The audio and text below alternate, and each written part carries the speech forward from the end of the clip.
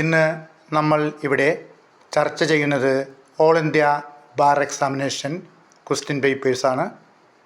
ആദ്യമായിട്ട് syllabus.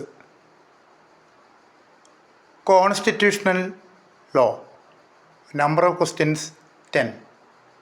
Indian penal code 8 questions. Criminal procedure code 10 questions. Civil procedure code 10 questions. Indian Evidence Act 8 questions. Alternative Dispute Redressal including Arbitration Act 4 questions. Family Law 8 questions. Public Interest Litigation 4 questions. Administrative Law 3 questions. Professional Ethics and Cases of Professional Misconduct under Bar Council of India Rules 4 questions. Company Law 2 questions. Environmental Law 2 questions. Cyber Law 2 questions. Labor and Industrial Laws 4 questions. Law of tort including Motor Vehicle Act and Consumer Protection Law 5 questions. Law related to taxation 4 questions. Law of Contract, Specific Relief Act, Property Laws, Negotiable Instruments Act 8 questions. Land Acquisition Act 2 questions. Intellectual Property Laws 2 questions. Total 100 questions. നമുക്ക് വേഗം നമ്മുടെ question പേപ്പറിലേക്ക് പോവാം. All India bar examination question paper January 2021 ആണ് നമ്മൾ discuss ചെയ്യാൻ പോകുന്നത്. First question: A intentionally and falsely leads B. നിങ്ങൾ ശ്രദ്ധിച്ച് ഇത് വായിച്ചു നോക്കണം. Believe that certain land belongs to A and thereby induces B to buy and pay for it. The land afterwards becomes the property of A and A seeks to set aside the sale on the ground that at the time of the sale he had no title. He will not be allowed to his fund of title. Which section of the Evidence Act, Indian Evidence Act, is applicable here? Section 92, Section 124, Section 92, Section 124. നോക്കണം.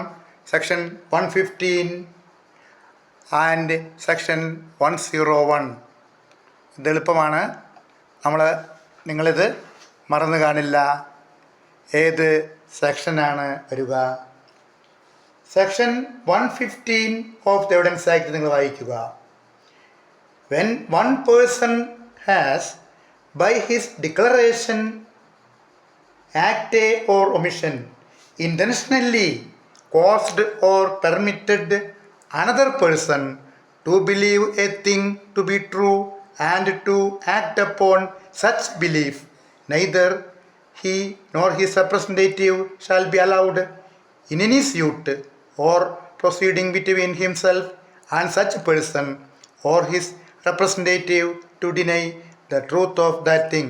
അതിലെ ഇല്ലസ്ട്രേഷനാണ് ഇവിടെ കൃത്യമായി പറഞ്ഞിട്ടുള്ളത്. അതാണ് section 115.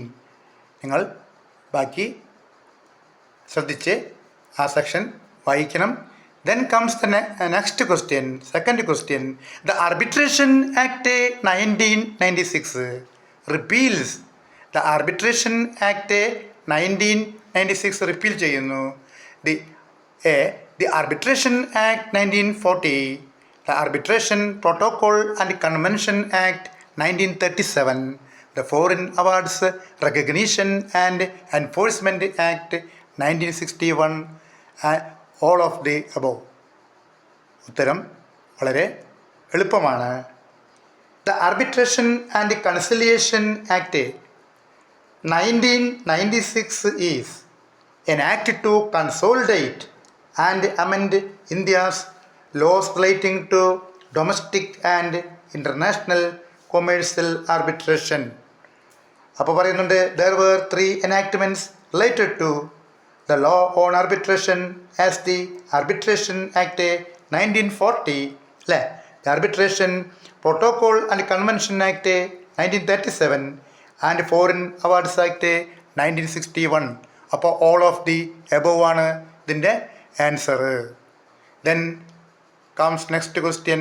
Voluntarily throwing or attempting to throw acid is an offence punishable under Section 326B of the IPC, Indian Penal Code, Section 120B of the Indian Penal Code, Section 509 of the Indian Penal Code, Section 295 of the Indian Penal Code.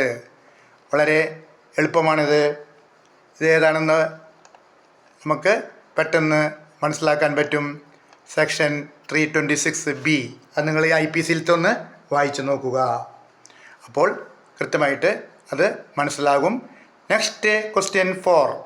A is at work with a hatchet. ചെറുകോടാലി എന്നൊക്കെ പറയും. Hatchet പറഞ്ഞാൽ ചെറുകോടാലി വഴു. The head flies off and kills a man who is standing by.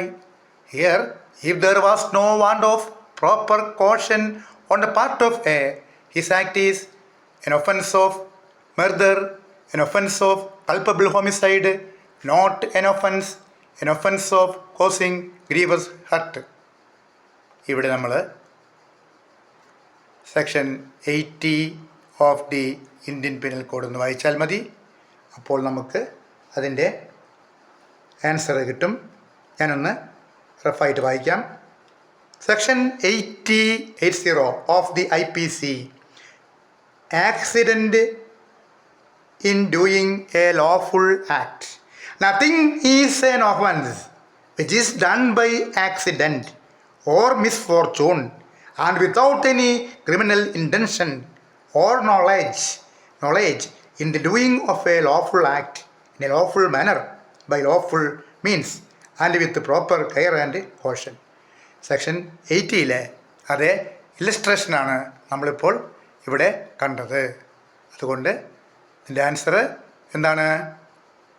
It is not an offence അല്ലേ? അത് നിങ്ങൾ ഡീറ്റെയിൽഡായിട്ട് ഒന്ന് സെക്ഷൻ വായിച്ചു നോക്കിയാൽ മതി. Then comes the 5th question. A with the intention of causing Z to be convicted of a criminal conspiracy writes a letter in imitation of ഇസഡ്സ് handwriting purporting to be addressed to an accomplice in such a criminal conspiracy and puts the letter in a place which he knows that the officers of the police are likely to search. നിങ്ങൾ ശ്രദ്ധിച്ച് വായിച്ചാൽ മതി. A has committed an offence under section 256 of the Indian Penal Code, section എന്താണ് 192 of the Indian Penal Code, section 195A of Indian Penal Code, section 201 of the Indian Penal Code. വളരെ എളുപ്പമാണ്. ഒന്ന് ശ്രദ്ധിച്ചാൽ കിട്ടും. എന്താണ് സെക്ഷൻ 192? ഒന്ന് വായിക്കാം. അപ്പോൾ ആൻസർ B ആണ്. 192 ഒന്ന് വായിച്ചു പോവാം.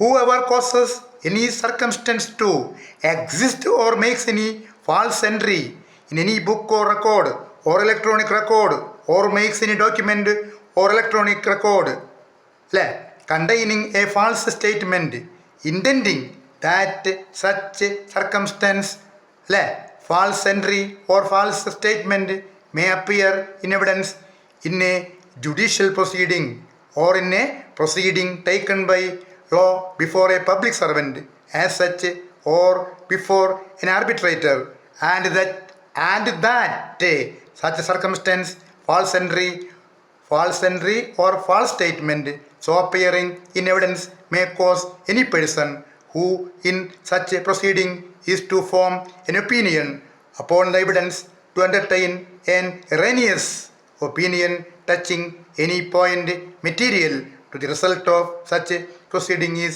said to fabricate false evidence. ഞാൻ ജസ്റ്റ് വായിച്ചു പോയുള്ളൂ, നിങ്ങൾ ക്ലിയർ ആയിട്ട് വായിക്കണം. അപ്പോൾ അതിൻ്റെ ആൻസർ എന്താണ്? സെക്ഷൻ 192 ഒന്ന് വായിച്ച് നോക്കിയാൽ മതി.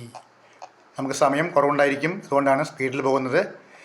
6th question. Section 66A of IT Act, Information Technology Act, was held unconstitutional in the case of Justice K. Puttasamy versus Union of India. B. MP Sharma versus Satish Chandra, Shreya Singhal versus Union of India, Gagan Harsh Sharma versus the State of Maharashtra. മിക്കവർക്കും അറിയാം ഇതിൻ്റെ ഉത്തരം Shreya Singhal versus Union of India ആണ്. ബാക്കി നിങ്ങൾ refer ചെയ്യുക. 7th question. A teacher is not a workman within the purview of Industrial Disputes Act. It was held in the case of the Workmen versus Greaves Cotton Company Limited and others. Option B, John Joseph Cocker versus Bedange BS and others. A. Sundarambal versus Government of Goa, Dinesh Sharma and others versus state of Bihar. ഇവിടെയാണ് നമ്മൾ കേസുകൾ നോക്കണമെന്ന് പറയുന്നത്. ഇത് നമുക്ക് കേസുകളിൽ കൂടി മാത്രമേ അറിയാൻ പറ്റുള്ളൂ. നമുക്കറിയാം ഇത് A Sundarambal versus government of Goa എന്ന് അവിടെ പറയുന്നത് 1987 ഒരു കേസാണ്. Question which arises for consideration here is whether a teacher employed in a school falls within the definition of the expression workmen as defined in section 2 subsection S of the Industrial Disputes Act 1947. The court categorically held that the appellant teacher is not a workman, though the school was an industry in view of the definition of workman as it now stands. നിങ്ങൾ വായിച്ചു നോക്കിയാൽ മതി. അപ്പോൾ കേസിലോ വരുമെന്ന് നമുക്കിതൊന്ന് മനസ്സിലാക്കാം. Then 8. This is important. According to Factories Act, a child, option A, child means a person who has not completed his 15th year of age. Once more, child means a person who has not completed his 15th year of age. B. Child means a person who has not completed his 14th year of age. C. Child means a person who has not completed his 18th year of age. And D. Child means a person who has not completed his 16th year of age. 16th year of age complete ചെയ്യാത്ത ആളാണെന്ന് പറയുന്നു. നമ്മൾ ഇത് സിമ്പിളാണ്. ഈ 8ാമത്തെ question വളരെ സിമ്പിളാണ്. എന്താണ് അത് പറയുന്നത്? ഫസ്റ്റ് എ ആണ് ഇതിൻ്റെ ആൻസർ വരിക. നമുക്ക് മിക്കവർക്കും അത് അറിയാം. Child means a person who has not completed his 15th year of age. ഇത് section 2 subsection C of the factories act 1948 refer ചെയ്താൽ മതി. നിങ്ങൾ അത് നോക്കിയാൽ മതി. നമ്മൾ അടുത്തേക്ക് പോവാണ്. 9. Requisites of a valid adoption. No adoption shall be valid unless the person adopting has the capacity and also the right to take in adoption. Secondly, the person giving in adoption has the capacity to do so. നിങ്ങളിത് വായിച്ചു നോക്കിയാൽ മതി കേട്ടോ. The person adopted is capable of being taken in adoption and the adoption is made in compliance with the other conditions mentioned in this chapter mentioned under option A, section 6 of the Hindu adoptions and maintenance act കേട്ടിട്ടുണ്ടാവും. Section 6 of the Hindu adoptions and maintenance act, section 8 of the Hindu adoptions and maintenance act, section 12 of Hindu adoptions and maintenance act and section 10 of Hindu adoptions and maintenance act. നിങ്ങൾ നോക്കിയാൽ മതി. Answer crystal clear ആണ്. അതായത് ഇവിടെ എന്താ വരിക? Answer നോക്കുമോ? ഒന്ന് ശ്രദ്ധിച്ചാൽ ഇത് കിട്ടാവുന്നതാണ് ഉത്തരം. Section 6 of the Hindu